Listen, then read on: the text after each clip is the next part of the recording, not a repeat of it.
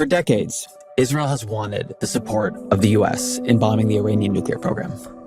And for decades, every single U.S. president has said no. I have always said that all options are on the table, but the first option for the United States is to solve this problem diplomatically. Military action would be far less effective than this deal in preventing Iran from obtaining a nuclear weapon. Certain support an attack on Iran's nuclear sites by Israel. The answer is no.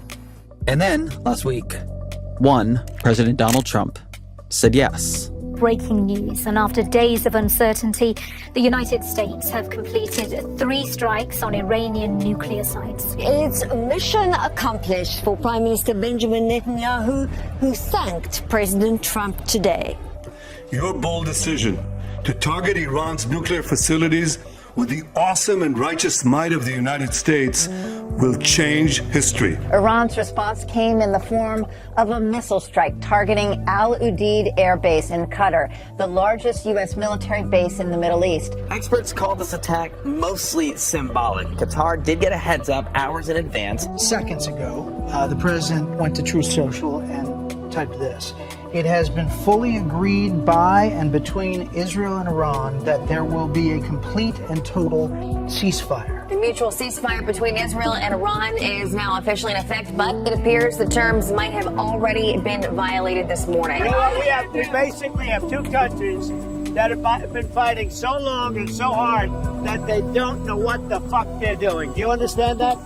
How much damage has been done? This is a real question. It's also a political question. The Defense Intelligence Agency has assessed that the core components of Iran's nuclear program are largely intact, and that Iran's nuclear program has essentially only been set back by months. So why did Donald Trump say yes? And what are the long-term consequences of that decision going to be?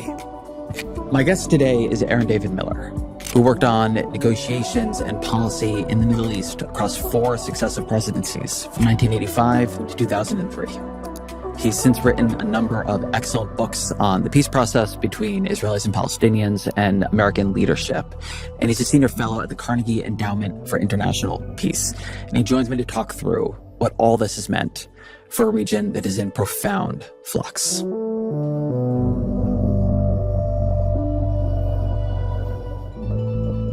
Aaron David Miller, welcome back to the show.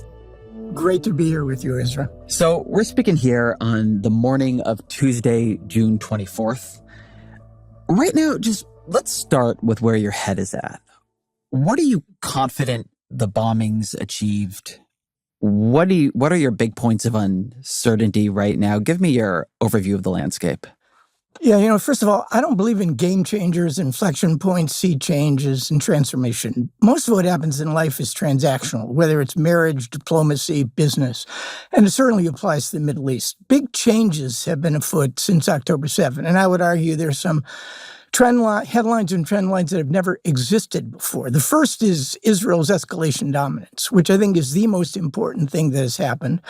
And everything that we're now talking about, Ezra, flows from the notion that for the first time in its history, Israel controls the pace, the focus, the intensity of military conflict with its 3 key adversaries, Hamas, Hezbollah, and Iran. The Houthis provide somewhat of an exception because of the distance problem. But the reality is the Israelis can escalate in ways that these 3 adversaries cannot, and the Israelis can deter that escalation, which I think is what we witnessed during the course of the last 12 days. So right now, I think you see a situation where a situational and transactional president, Donald Trump, who has no real effective strategy, no grand design with respect to what to me is this broken, angry, and dysfunctional region where, by and large, American ideas on war-making and peacemaking have gone to die. But he has managed, as a consequence of Israel's escalation dominance, which he was wary about and has been for the last 6 months, to ride the tiger of Israel's owning the skies. As one Israeli retired general put it, we're playing soccer with the Iranians, but the only difference is they don't have a goalie. He's managed to ride the tiger of Israeli escalation dominance in Lebanon against Hezbollah, and now in Iran. And I think he now fashions himself and sees a moment that arguably is historic. And he has expectations which probably go well beyond his capacity to formulate an effective strategy in this region to turn that escalation dominance into what? Transactional arrangements, understandings, political combinations, even peace treaties. So I think we're on the cusp of something that has enormous potential. The real question is whether or not we have the leaders in Israel, among the Palestinians, in Iran, and in Washington that know how to use that moment. Unless there is leadership designed to implement something more coherent and cohesive and enduring, you and I probably are going to be having the same conversation next year at this time. What does Israel want and what does Iran want? You know, the Israeli calculation is a complicated one. Benjamin Netanyahu, I think, high on the notion of what the Israeli military has achieved in Gaza at tremendous cost, to be sure, among Palestinian civilians, in Lebanon and in Iran, now sees a moment to emerge and to essentially realize one of his two major foreign policy goals, and that is to free the people of Israel, the state of Israel, from the shadow of an Iranian bomb. Aspirationally, I think he wants to see a different regime in Tehran, but he'd probably settle, making a virtue out of necessity, of whatever damage the Israelis and Americans have managed to do to Iran's nuclear program. And let's be clear, the only person I trust on this right now is Rafael Grossi, who's head of the IAEA, and even he is Can you say unsure. what that is? Yeah, the International Atomic Energy Agency. Even Grossi is unsure about the degree of damage and destruction that the Israeli and American effort has done to the program.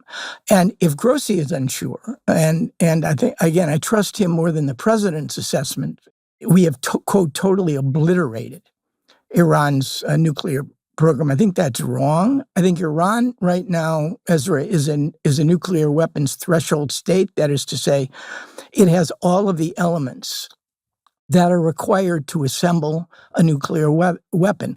And again, the kind of nuclear weapon that we dropped on Hiroshima and Nagasaki, not a sophisticated weapon that could be a miniaturized warhead, a physics package that could actually be on top of a missile, but dropped from a plane. Whether it's 6 months, 8 months, a year, 2 years, I think Iran has the capacity. The question that everyone asks is, the Iranians have chosen so far to remain, my image here, one screwdriver's turn away from producing such a weapon.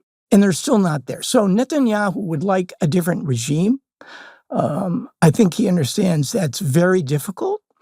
Had this continued, maybe he could have gotten regime destabilization, dysfunction. Not going to get regime change, it seems to me. Netanyahu won't give up on the regime change. And let's be clear, the longest governing prime minister in the history of the state of Israel on trial for bribery, fraud, and trust in a Jerusalem district court 5 years running, the most ruthless, politically savvy politician in Israel today, sits astride Israeli politics and the U.S.-Israeli relationship for now, like some sort of colossus. And it is extraordinary to me, given the disasters of October 7th, that there has been absolutely no accountability for this intelligence failure, no accountability for the fact that the prime minister, in my judgment, I'm an American here, I don't play an Israeli, despite some of my critics on TV or in the media, this prime minister has managed to prioritize not ending the war in Gaza, in large part because of his politics and the right-wing coalition over whom he presides. He's prided, I think, and prioritized avenging the dead rather than redeeming the living. And the fate of those people gets sadder and more tragic and more fraught every single day that they remain in Gaza. So Netanyahu, I think, comes out of this for now extraordinarily powerful. An 86-year-old Ali Khamenei, the supreme leader, made a judgment to respond in a way that's calibrated not to validate Iran's honor. It's too late for that. The Israelis have revealed its sheer vulnerabilities and weaknesses, but to preserve the regime. My friend Karim Sajapur from Carnegie, my colleague, argues that even the most extreme revolutionaries the day after the revolution become conservatives, because preserving and conserving the revolution, and that is Ali Khamenei's objective, becomes, if you're a Star Trek fan, the prime directive. To what degree are we looking now at a new Middle East? You talked about Israel as an almost hegemonic military force. You have Iran, which has seen its proxies functionally devastated, particularly Hezbollah, but also its own power revealed as much weaker than people thought, say, 5 years ago. And you have the Gulf states, which are in a very different place than they were 10, 15 years ago. You think about where the Gulf states were in 2000. They are richer. Their relationships with Israel and America are much, much stronger. They've modernized in many ways that would have been unthinkable back then.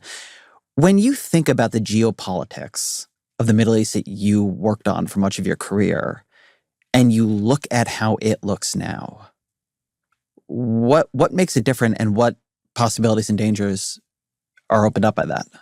I mean, the one continuity between the period mid-'80s to 2003 when I left government, one continuity, at least in terms of how you could produce a new Middle East. I don't believe in it because in a way, in so many respects, this is a broken, angry, and dysfunctional part of the world.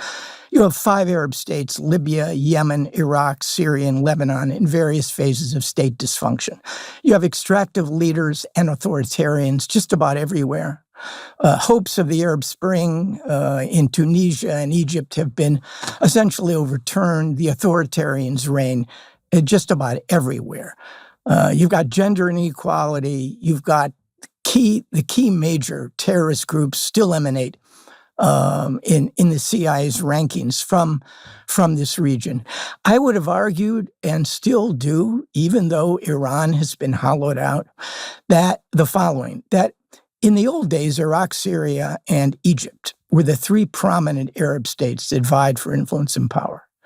Right now, in my judgment, Iraq and Syria are basically offline. They cannot project their power, although there may be some hope in Syria for a better ending to what happens when an authoritarian is thrown out of office.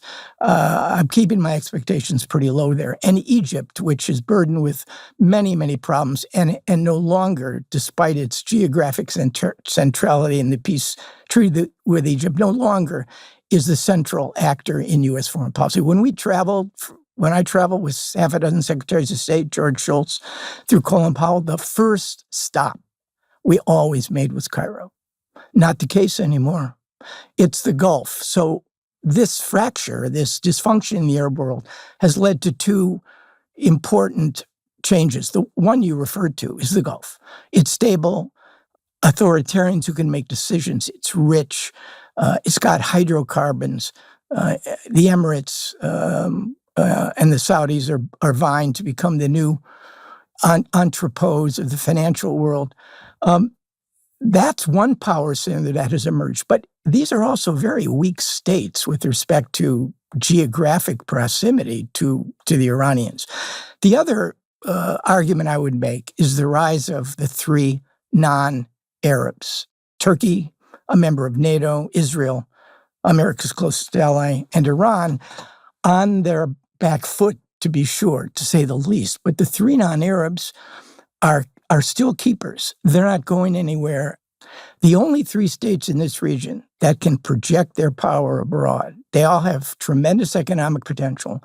They all have competent militaries and intelligence security organizations. And they have and can have tremendous influence for good and for ill. So those are the changes that I think are afoot. But again, converting what we've seen since October 7 and in the wake of the last 12 days into something that normal humans would regard as functional agreements, the end of conflict, governing empty spaces.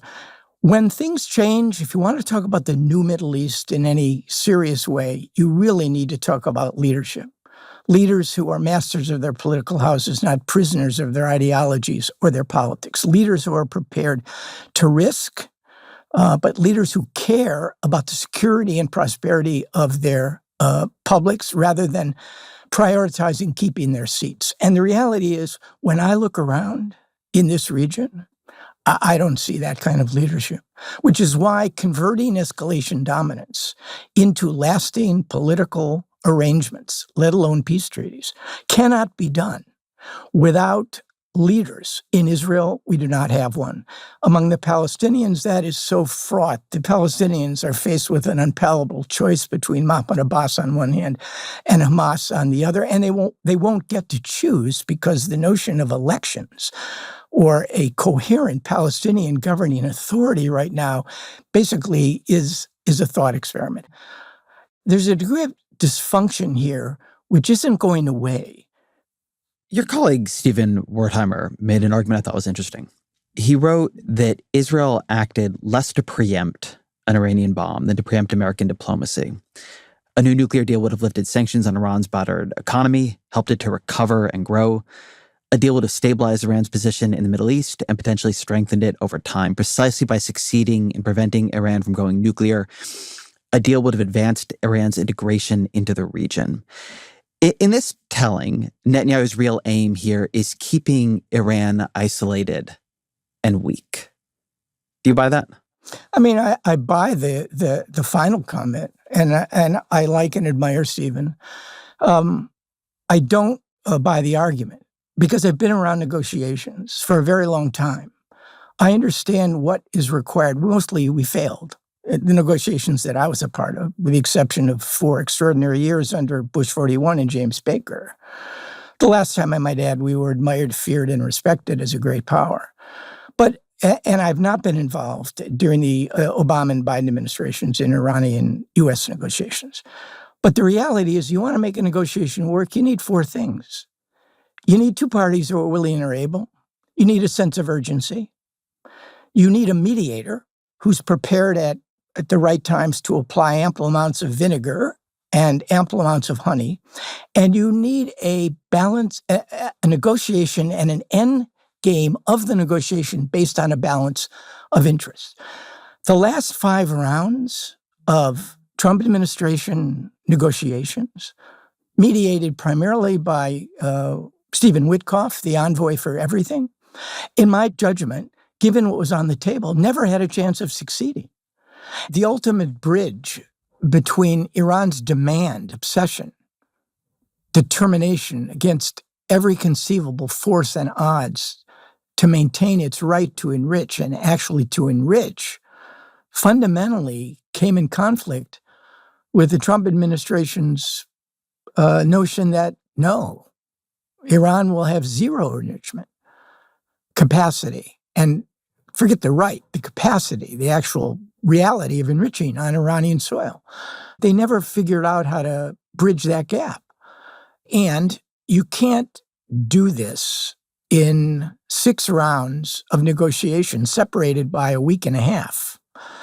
You needed more time, a more serious effort, and a willingness on each side to be more flexible. And since there's no trust, no confidence, since the prime directive for the Iranians is he pulled out of the last agreement, how are we going to ensure that he won't pull out of this one problem? The Iranians' view of negotiating with Americans was, I think, traumatized by the withdrawal. So you had a lot of odds stacked against you.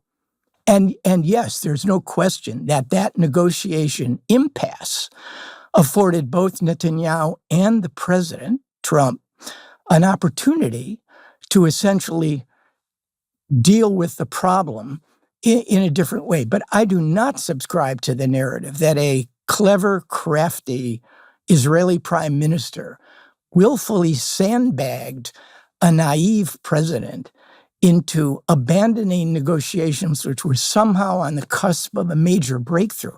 Trump played an active role in the fiction and the ruse that the Israelis required to implement the first phase of their military campaign, which was the decapitation strategy. Trump's insistence right up until June 12th, the night of June 12th/13th, when the Israeli strikes began, was that there would be a sixth round in Oman. And I think the Iranians were lulled into believing that there would be no Israeli strike until after those negotiations concluded and the president made a judgment that they had succeeded or failed. So, no, Trump rode Netanyahu's tiger once he saw precisely how much damage, how much skill, how much operational capacity the Israelis had. Fareed Zakaria described it as FOMO. That's what essentially motivated Trump, fear of missing out. He wanted some of that. I do believe... Wait, I think you're saying two things that feel like they're in tension to me. One is that Trump was an active strategic participant creating a ruse to allow Israel to execute an attack, right? It was not long ago that we saw Trump with Netanyahu saying, you have to wait. I'm negotiating. I do not want you bombing Iran, right? That happened in public. It looked like a public rebuke of Netanyahu. So one version, which you've sometimes heard from the Trump White House, I feel like I'm hearing it from you right now, is this was all a ruse. And Trump was strategically operating alongside Netanyahu to lull the Iranians into a false sense of complacency.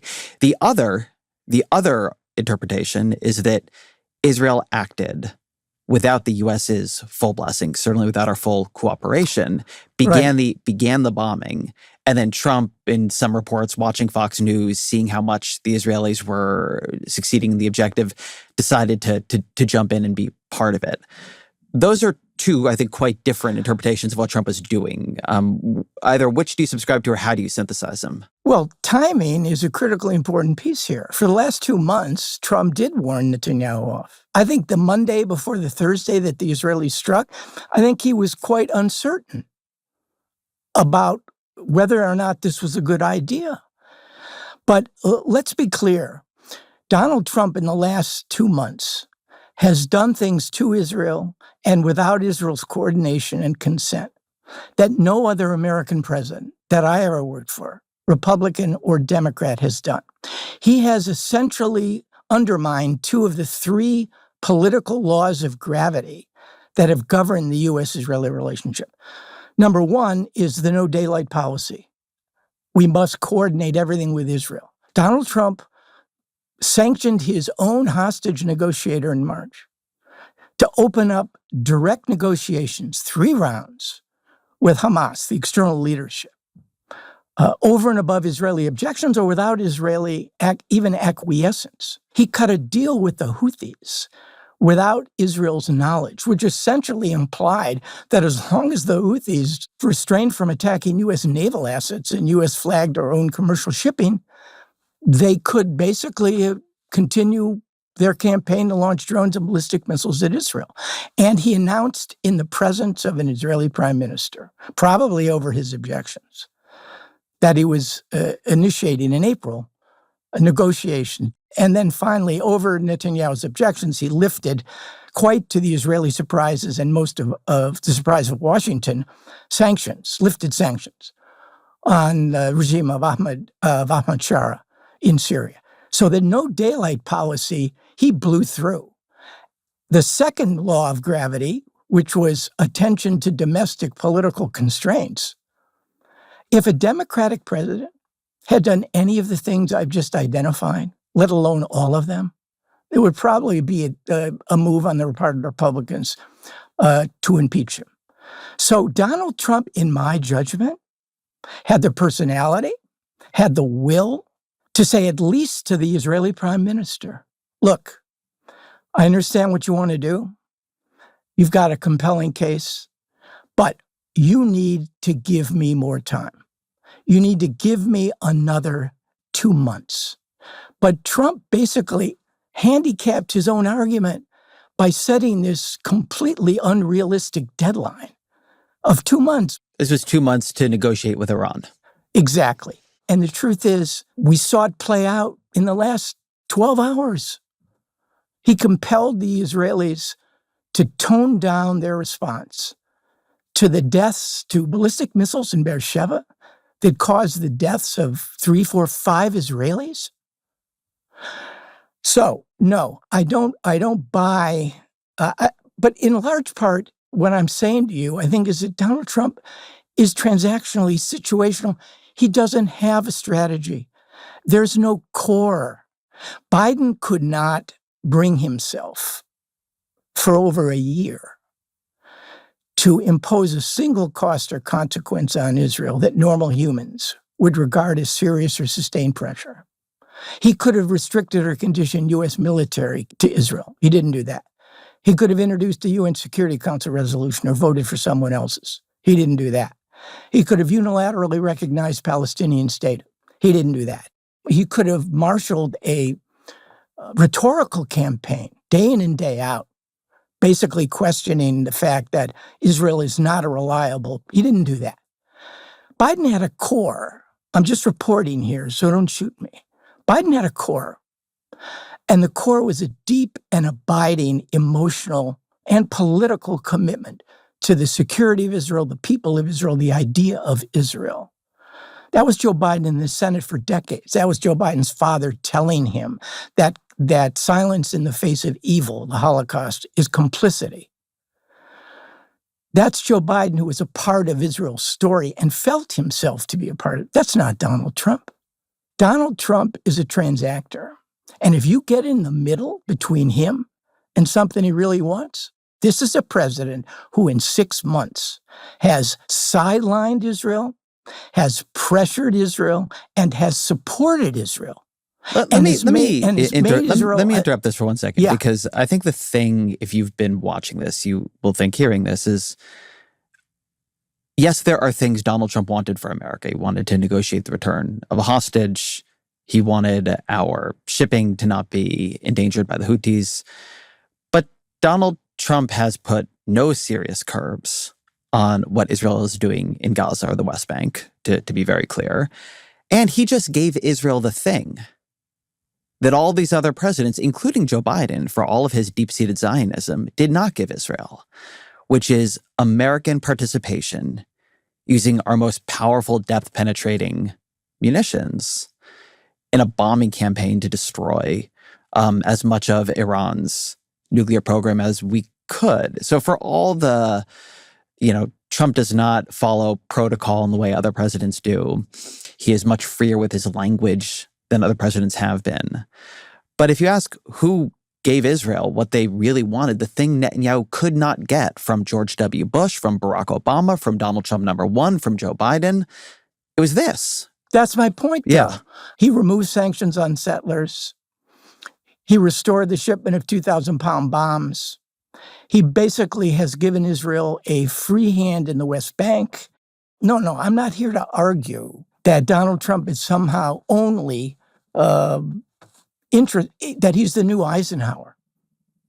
That basically he's the only American president ever to threaten serious and sustained pressure against the state of Israel, as Eisenhower did in the wake of Suez. The only one. No American president has gone beyond what Eisenhower was prepared to do. My sense was Donald Trump has no core, which is why he is the ultimate transactor, that he could do both and not blink an eye, that he could basically call up an Israeli prime minister and say, don't overreact. I don't want you, I don't know what the Israelis were prepared to do, but I guarantee you it would have been as devastating a strike in response to the deaths of 5 Israelis, which were the 5th of all the Israelis who were killed over the course of the last 12 days by Iranian ballistic missiles. It is the absence of a core.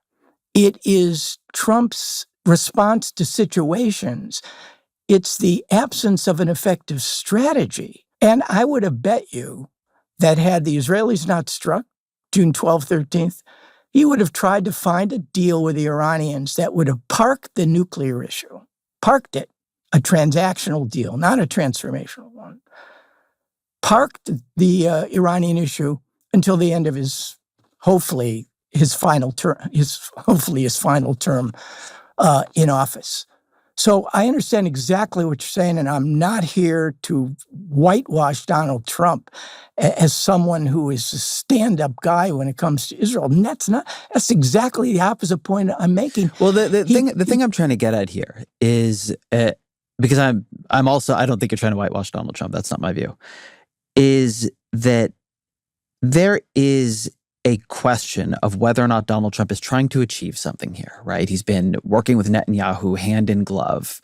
And maybe it's that he wanted to set back the Iranian nuclear program, right? You could see Donald Trump as acting here with a goal. And you could see Donald Trump here as making decisions day by day by day by day, without really a theory of how they're all going to work out. And I think what is worth thinking about, or the thing I have been trying to think about, is Trump just gave Israel something that every other recent president, including Donald Trump, thought was too risky to give them. And is that because bombing Iran, given Iran's current state, is no longer that large of a risk because they cannot project power as they once could, because Israel's decapitated so many of their proxies? Is that because Donald Trump has a higher risk tolerance, or wants something different, or wants something more than the other presidents did, or than he did during his first term? Right? We have just seen a massive change in U.S. policy towards Iran. Well, we went to war with Iran. Yes. So what is that change in service of? I mean, and how do we know if it will have worked? Well, so but doesn't that offer? Well, that's a separate analytical question. Mm-hmm. The first one is theoretical. I think Trump saw an opportunity, and he took it. Was Trump right to take the opportunity? Well, that's another question as to whether or not what we have done ultimately will redound to an advancement of American national interest or retardation of those interests. What is our interest? We have, well, I would reduce our interest in the Middle East without being sentimental. Our vital interests, that is vital regarding a situation where American presidents would risk putting Americans in harm's way. We have three interests in the Middle East. Number one, counterterrorism. Number two, maintaining access to hydrocarbons. And number three, ensuring that there is no regional hegemon with a nuclear weapon. That's not to say we don't have an array of other interests. I worked on one of those interests for my entire career, but it was never deemed to be a vital national interest, which is one of the reasons I think that in so many administrations, there was never a serious effort to look at the Israeli-Palestinian, Arab-Israeli issue as a national interest, particularly at the end of the Cold War. It was viewed as a discretionary problem. It would be nice to have. You say one of our vital interests is preventing the emergence of a regional hegemon, probably in this case Iran, with a nuclear weapon. First, why is that our vital interest? I mean, it seems obvious, but I think it's worth spelling it out, because as much as Trump did diverge from other presidents here, not allowing Iran to develop a nuclear weapon has been a very, very consistent view of every recent American president. And second, when you say there can be no regional hegemon with a nuclear weapon, militarily, isn't Israel a regional hegemon with nuclear weapons? Yeah, I mean, I use the term escalation dominance. I probably shouldn't have used the term regional hegemon. Israel is not a regional hegemon the way the former Soviet Union was in Eastern Europe. But Iran wasn't going to get there either with a weapon. Right, but Iran would emerge. My definition is Iran emerges in a competitive and antagonistic way as a threat to Saudi Arabia, as a threat to Israel, spreading its ideology in so an expansionary power with a nuclear weapon. Yeah, that'd be a better way to frame it. Right. Yeah, an expansionary power with a nuclear weapon. Right. Because that threatens our core interests. I mean, Iran clearly has an ideology which seeks to influence and convert this so-called Shia axis, Baghdad, Beirut, Sana'a with the Houthis, Damascus. That seems a stretch these days, in large part, given Russian retrenchment, given Ahmad Shara's rise.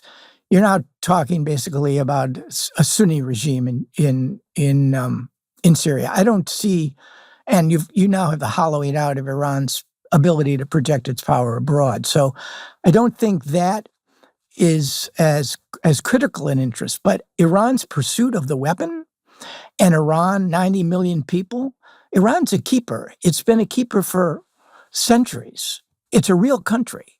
Is Israel an expansionary power with a nuclear weapon? Israel has a new definition of border security, which I find to be very intriguing. I mean, and it goes beyond their security doctrine. They will preempt or prevent. But if you look at what the Israelis have done, in Gaza, they are there for an indefinite period of time. In the West Bank, they are now more entrenched than they've ever been since the Second Intifada. In Lebanon, they still have not withdrawn from the 5 strategic points obligated to withdraw, and the Trump administration has acquiesced in that. And in Syria, they've declared much of the area southwest of Damascus as a no-go zone. It's a fascinating sort of anticipatory hedge against October 7, and partly also because it does advance Israel's operational and offensive capacities. So an ongoing Israeli-Iranian conflict is basically going to endure, even if the Iranians don't make a major effort to try to reconstitute the program, or worse, right, push for an actual weapon. And as somebody with long experience in the region who has thought deeply about these questions, do you think it served America's national interest to drop bunker buster bombs in Iran? Given the fact that we don't know what the damage was, given the fact that we don't know what the end state is, it's a highly arguable proposition. At the same time, given the result, again, in my case, and I want to be honest here. I would hope I want to be honest. It reminds me of the guy who jumps off the 10-story building, and as he's passing the 5th floor, somebody yells out, "How you doing?" And he responds, "So far, so good." I think the case, was a judgment call. I think that, and it was not, in my judgment, a slam dunk judgment call. I think that I guess if I were running the railroad, I would have asked for 2 more months to determine whether or not Iran was serious about this negotiation. I would have probably varied what I would put on the table in an effort to get the Iranians to agree. It wouldn't have been anything like the JCPOA. And then, which was the Obama-era nuclear deal with Iran that Trump ripped up. Right. If the Iranians were not interested, I think I would have agreed with the decision. So there's an argument, you've heard it made recently from a number of Democrats, that, look, Obama signed this deal with Iran, that a lot of other countries were counterparties in this deal in some way or another. We had inspectors there was a framework, there was a structure. Trump ripped it up and then was trying to make a new deal that sounded kind of like the JCPOA, and then ended up bombing during the deal-making process, which probably makes it very hard to imagine that you will ever convince Iran back to the table in the future. So first, do you buy the argument that the deal we had was sort of fine, and the problem was just Trump ripping it up and causing a problem that he now needed to solve? And 2, since you said if you were running negotiations, you would create something very different, what would have been different about it? Well, first of all, the JCPOA was flawed but functional. It restrained, it constrained, it created a degree of intrusive inspections that I think, frankly, were working. That doesn't mean that the Iranians weren't cheating. Of course they were cheating. Preventing Iran from acquiring a nuclear weapon, in my judgment, never had a good answer. This is not the best answer either.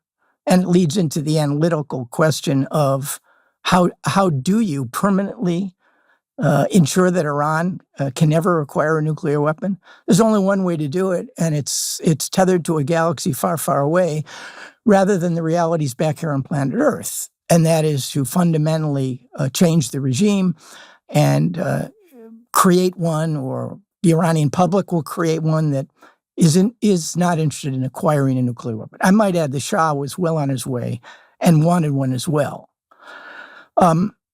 Iran has a profound sense of entitlement and insecurity. That is a very bad combination in any nation. Profound entitlement and profound insecurity. And I think that the Iranian program is not dead. It hasn't been totally obliterated. The 800 pounds of highly enriched uranium fissile material went missing. Where is it? How many centrifuges, advanced centrifuges, survived? Iranians, I think, over time, even though it'll be very difficult given Israel's command of the airspace, but if they don't deal with the IAEA any longer, or they withdraw from the NPT, the Non-Proliferation Treaty, you can see that this operation, which is now being touted as an unqualified success, I certainly wouldn't call it that, is going to be looked at quite differently. Which is why, in the end, Ezra, we come back to the same two, in my judgment, we talk about the new Middle East, we come back to the same two unanswered questions. How do you translate this escalation dominance into something more enduring that reflects a better balance of interests? And number two, do you have the leaders to convert that? And it seems to me Benjamin Netanyahu is not interested. He's already demolished Israel's enemies. Now he seeks to become the peacemaker. I don't see it because it assaults at least one of the core principles, which is there is not going to be a Palestinian state, and there will be no division of East Jerusalem, and there will be no major Israeli concessions with territorial concessions on the West Bank. I don't see it among the Palestinians. The Ayatollah Ali Khamenei, 86. Every Iranian expert I talk to tells me that if there is regime change, it's likely to be, particularly in this environment, it's going to be an IRGC, heavily military securitized regime, and figure that the only, borrowing a page out of Gaddafi's book, the one Gaddafi didn't read, but one Kim Jong-un did read, basically you need a nuclear weapon to hedge against regime change. I don't see the leadership. I want to say from my perspective, I just claim no knowledge of how any of this will turn out.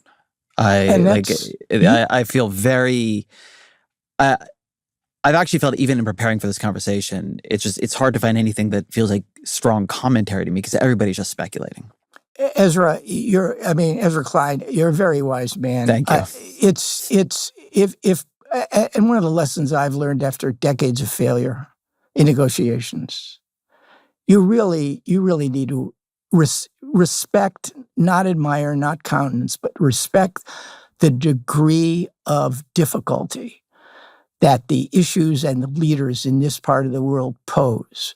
It is more often than not a place where American ideas on war-making and peacemaking go to die. No one that I know, and I'll put myself at the top of the list, is prepared to make predictions, hard and fast predictions. The Israelis now believe that what's happened to Iran is going to open the door to a dramatic expansion of the Abraham Accords. I don't know exactly what Middle East they're looking at. One version of what just happened, there's a sort of precedent in Israel bombing the Iraqi nuclear program back in the 80s, is this sets things back quite a bit, and it just kind of defers it, and people are able to keep it contained and keep it in a box. There is a tension there. I mean, you've spoken to the Israelis about the Iranians much more than I have, but I've spoken to them enough about the Iranians that the completely universal opinion within the Israeli security class is that America does not understand Iran. Iran is a patient strategic power with an imperialistic past and deeply ideological hegemonic ambitions.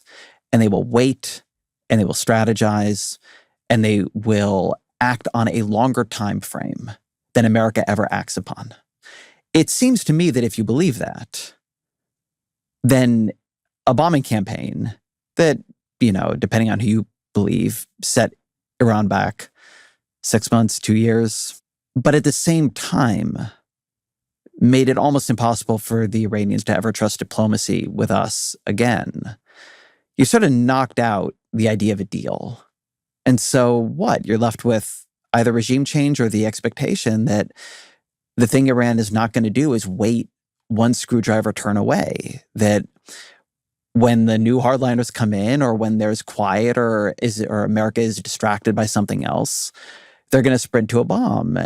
And that what they'll do is what Pakistan did, what North Korea did, which is like emerge one day and say, we've got one now. And so now you can't attack us. Now, maybe that doesn't happen, but that seems very plausible from where we sit, because making diplomacy into a ruse seems like it has at least one very obvious problem, which is if you ever need diplomacy in the future, how do you persuade your counterparty it's not, again, a ruse? Well, ever is a very long time. Sure. Declaring the end of anything is a hard proposition, because the truth is, neither you nor I can see what's in front of us. I was in Israel on October 6, 1973, right? Until now, the greatest intelligence failure in the history of the state of Israel. And within 6 years, I watched Sadat, Begin, and Carter sign a full treaty of peace on the White House lawn. September 13th, 1993, and in that case, trauma for the Israelis turned to hope. I sat on the White House lawn September 13th, 1993, watching Rabin, Arafat, and Clinton sign the Oslo Declaration of Principles. And yet everything on that day now lies somewhere, broken, bloodied, and battered. In that case, hope turned to trauma. So what do you conclude from this? Well, you conclude that we occupy a tiny space on the planet for a very short period of time. You can say you never say never. That is a very strong proposition in my worldview. I have 2 kids and 4 grandkids. I'm not going to mortgage their futures by saying the American Republic is doomed to failure, or Israelis and Palestinians cannot find a way forward. I don't have the right, the moral right to do that. So in answer to your question, I've been around the Middle East to know it doesn't offer up very often transformative, happy, or Hollywood endings to everything. So when people talk about a new Middle East, I shake my head, but I listen. I listen a lot more now. I have a lot more uncertainty and a lot more humility. But this is one complicated region. And we are like, very often, a modern-day Gulliver wandering around in a part of the world that we don't understand, tied up by tiny powers, some large, some small, whose interests are not our own. And more than that, Ezra, burdened, in essence, by our own illusions. Donald Trump, unlike any American president that I ever worked for, doesn't look, let's be very clear, doesn't look at Israel the way any other American president looked at Israel. I don't think he has this emotional, sentimental view of the Israeli story. I don't think he's that attached to the idea of Israel as Biden was, the identity, the security, the people of Israel. Because I don't think Donald Trump is attached to much beyond his own immediate circumstances. I think that is a place to end. Always our final question. What are 3 books you'd recommend to the audience? I actually prepared for this. I have 2 books. The rest you're just winging. I have 2 books on how to do successful Middle East diplomacy, since that's what kind of we're talking about. Martin Indig's Master of the Game, Henry Kissinger and the Art of Middle East Diplomacy, and Peter Baker and Susan Glasser's masterful The Man Who Ran Washington, A Lifetimes of James Baker. Those are the 2 books I would recommend about, there are real lessons there about how to do successful diplomacy. I have a 3rd book, one that isn't out yet, that argues that the U.S., including many who worked on this process for a very long time, has gotten it profoundly and utterly wrong when it comes to peacemaking. It's called Tomorrow is Yesterday, Life, Death, and the Pursuit of Peace in Israel, Palestine by Hussein Agha, and full disclosure, my friend of many years, Robert Malley. Those are the 3 I would look at. Aaron David Miller, thank you very much. Ezra, you're great. Phenomenal questions. Love the conversation.